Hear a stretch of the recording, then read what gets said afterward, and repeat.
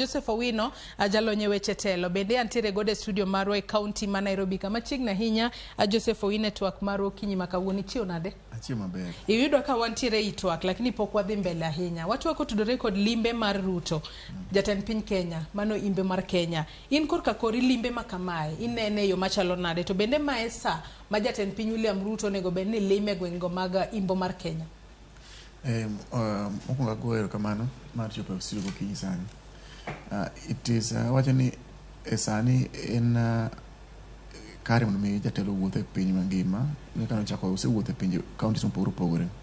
ochako gi coast osedhi eastern osedhi central Kenya sani koro wan e imbo mar Kenya machiegni wabodugo wadonjo mar Nyanza koro en jatend piny kendo wuoth mowuotho mokwongo kelo riwruok ma jopiny obed kanyakla king'eyo kuonde ma ji nogo kura mopogore opogore ka imbo mar Kenya wuotho no kelo achiel kuom mondo jo Kenya riwre mokwongo mar ariyo ine ka waketo kane wachako kaka jatelo Uguru osewacho ni wacho ni mondo every county wan gi project maber kimiyo county no mondo mi ochor ngima jo county mo mbele ene ka jatelo wuotho kendo manyo kaka wanyalo yawo projects mano wacho ni botimo mondo every county obed oyud gima no ndike in the plan nikech wacho ni wan gi no kwanre ko plan wacho ni wan gi the 3 years the 3 steps mondo ndiko ma implement the plan kwana se prioritize all the projects whatever koro what so much wacho implementation no ema wacho ni botimo jopiny gigo koro ber mondo wuothi ko nyiso jopiny ma gima wacho botimo no kendo yawo yore yawo barabara yawo hospitende gik makamago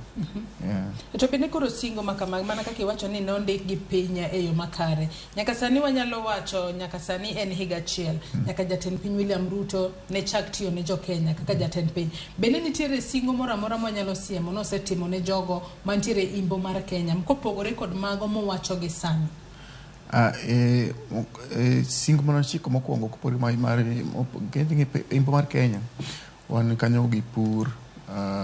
mana maduong' kabisa king'eyo kuonde ma sukari wuoke en imbo mar Kenya gi South Nyanza kuma wawuoke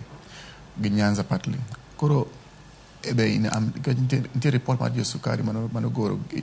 chiedhe nade mantie gik mag sukari ene ko chako implement gi sani